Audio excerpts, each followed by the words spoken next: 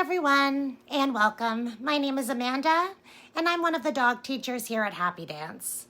I just want to start by saying that I'm really glad you're here because everything we're going to talk about today is going to make your life easier, your dog's life easier, and your training journey smoother and more successful. Today I'm going to walk you through the Happy Dance Foundations Masterclass.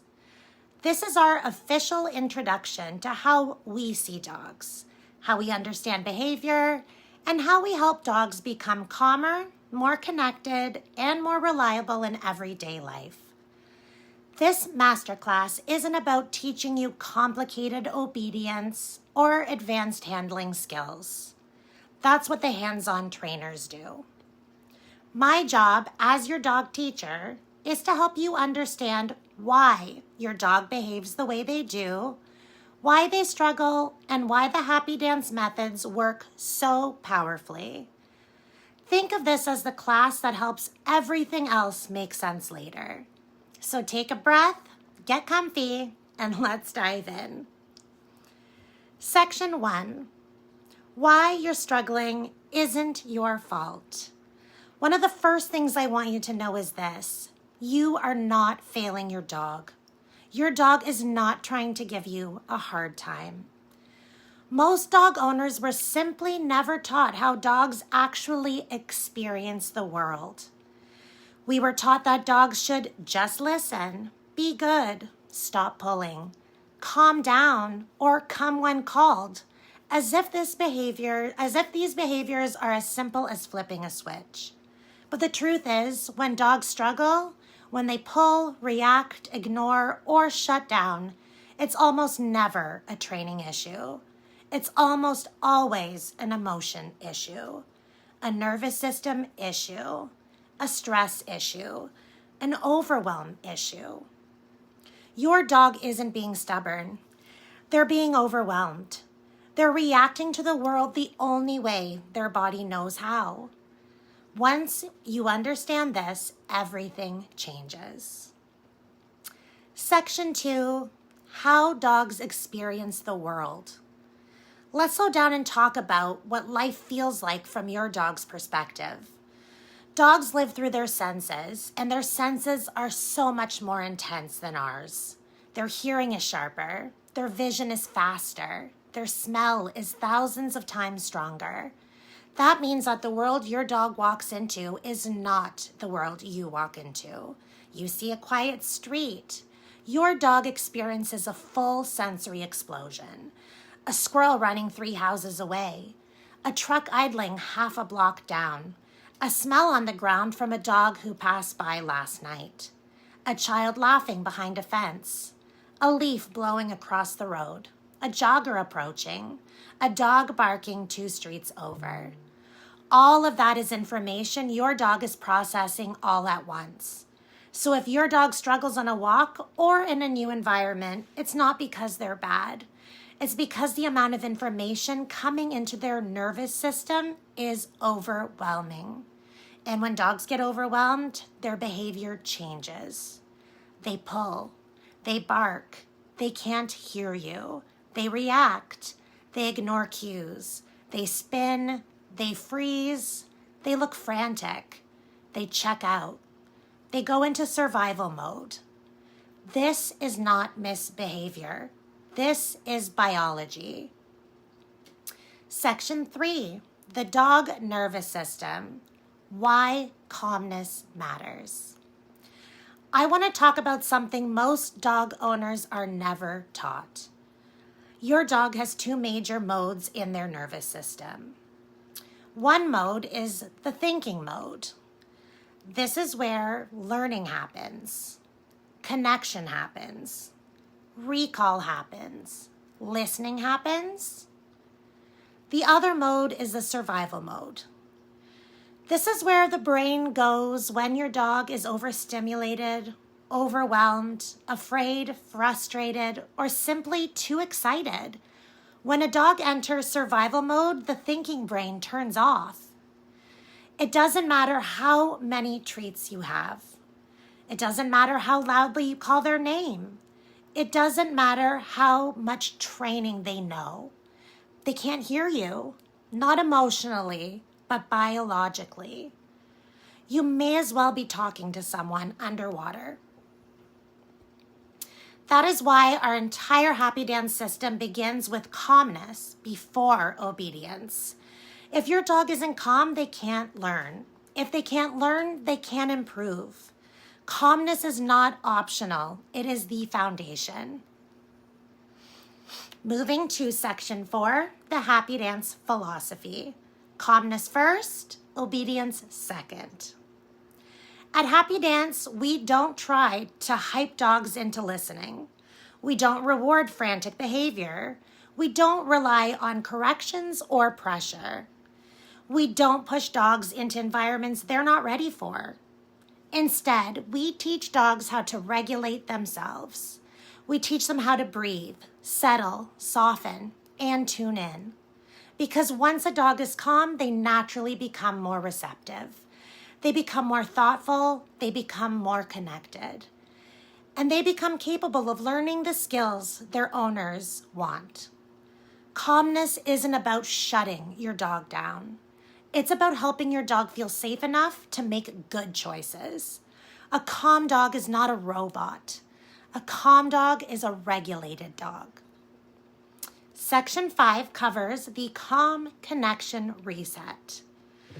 Now I want to talk about one of the most important tools we use in our system, the calm connection reset. This is something we use for reactive dogs, anxious dogs, puppies, overexcited dogs, dogs who can't think outside, dogs who don't listen on walks, and dogs who tend to spiral quickly. The calm connection reset isn't an obedience move. It's not a command. It's not a trick. It's a moment you create with your dog. A moment where both of you stop. A moment where tension drops. And a moment where the leash softens. It's a moment where breathing slows. A moment where your dog's world shrinks into something manageable and safe. Here's what happens emotionally. When your dog is overwhelmed, stepping into survival mode, or locked into the environment, they cannot reconnect with you unless you give them a calm, predictable place to land. And the reset is that place. It's like saying, stop trying to solve the world. Come back to me. We're okay. Dogs respond to this deeply because it speaks to their nervous system.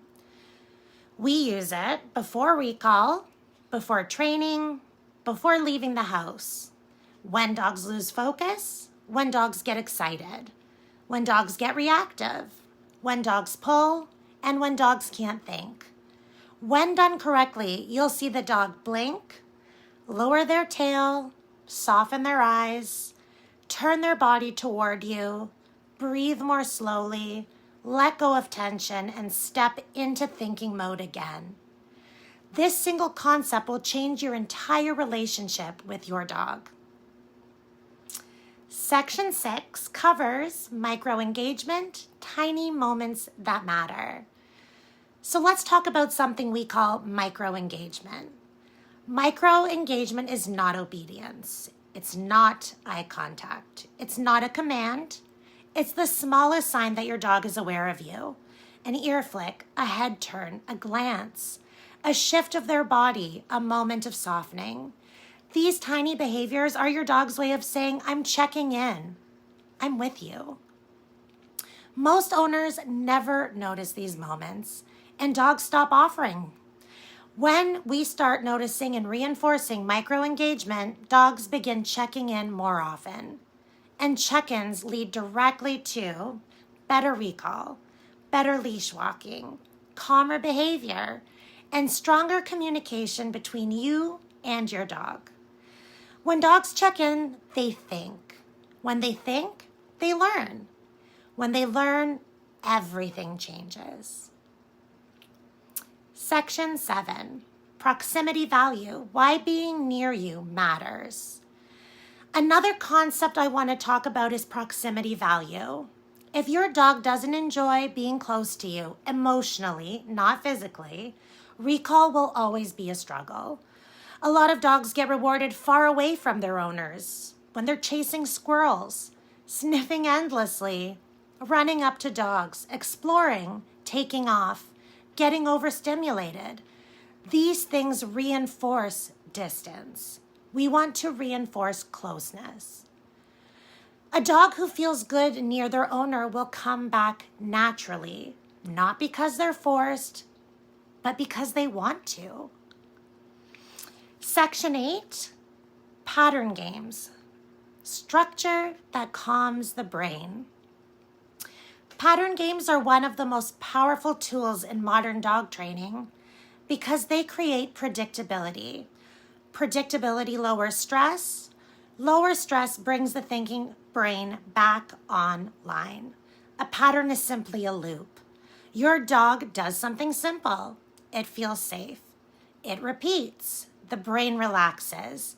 Patterns are especially helpful for dogs who react to triggers, get overwhelmed, have anxiety, get stuck emotionally, struggle with transitions, or have poor recall.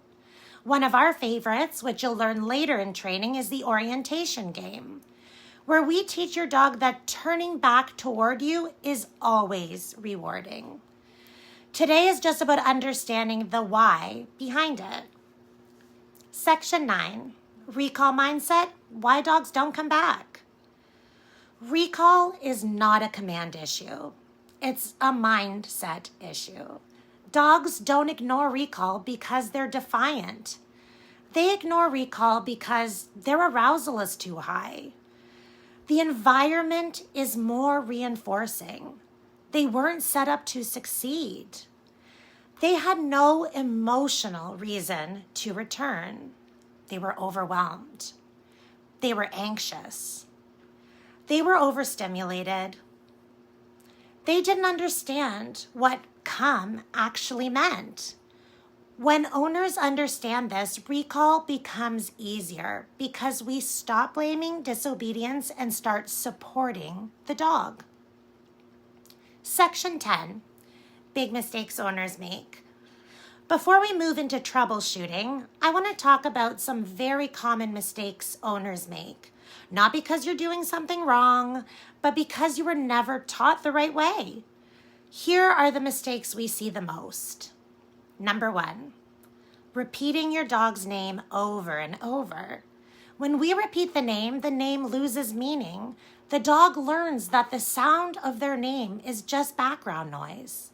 Mistake number 2, calling the dog when they're already overstimulated. If your dog is in survival mode, they can't physically hear you. Calling them in that state sets everyone up to fail. Mistake number 3, training in environments that are just too difficult. If your dog is surrounded by distractions, smells, energy, other dogs, or movement, they can't learn. We start small and build up. Mistake number 4, using excitement to get engagement. Excitement feels good in the moment, but it actually makes thinking harder. We want calm, soft engagement, not hyped up attention. Mistake number 5, ending all fun or freedom when your dog comes back. If recall always leads to losing freedom, dogs quickly learn not to come back. Mistake number 6, punishing or scolding your dog for coming too slowly. From the dog's perspective, they returned and got in trouble. That destroys trust and reliability. Mistake number 7, using recall as a correction. When come means trouble, the dog avoids coming. Mistake number 8, calling the dog only to leash them up and leave. Dogs are smart. If recall ends the good stuff every time, recall stops working. Mistake number 9, trying to practice recall without emotional regulation first.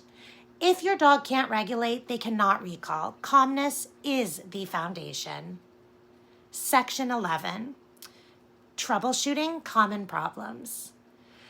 Now I want to take some time to go through the most common emotional behaviors we see in dogs and what they actually mean. This part is so important because once you understand the emotional meaning behind your dog's behavior, everything becomes clearer and less stressful. Let's go through them one by one.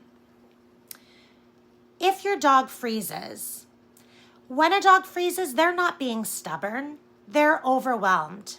Freezing is your dog's nervous system hitting the brakes. It's their way of saying something feels too big. I need a moment. The best thing you can do is pause, soften your posture, and let them process.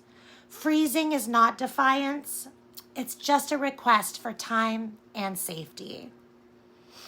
If your dog ignores you, ignoring is almost never intentional.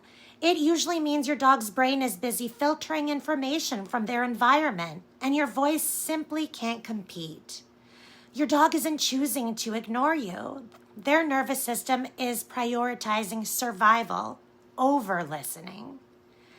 Think of it like trying to talk during a thunderstorm right beside a construction site. Your brain can't focus on words until the noise dies down. If your dog won't check in, when check-ins disappear, your dog is in scanning mode. They're watching the world, waiting for something, or trying to predict what comes next. This doesn't mean they don't love you or they don't care. It means the world feels loud to them. Once they regulate, the check-ins return. You do not need to force eye contact. Calmness brings it back naturally. If your dog looks frantic behavior is a sign of emotional overload. Your dog's system is running faster than their brains can keep up with. This is where grounding routines and calm connection resets become essential. A frantic dog doesn't need commands. They need simplicity and safety. If your dog pulls, pulling is often a sign of trying to create distance from something overwhelming or rushing towards something they feel drawn to. Pulling is emotional, not disobedient. Dogs pull because they want to relieve stress or predict their environment. Calmness lowers pulling naturally, not force. If your dog shuts down, shutting down means your dog has gone inward. They're overwhelmed to the point where they're disconnecting.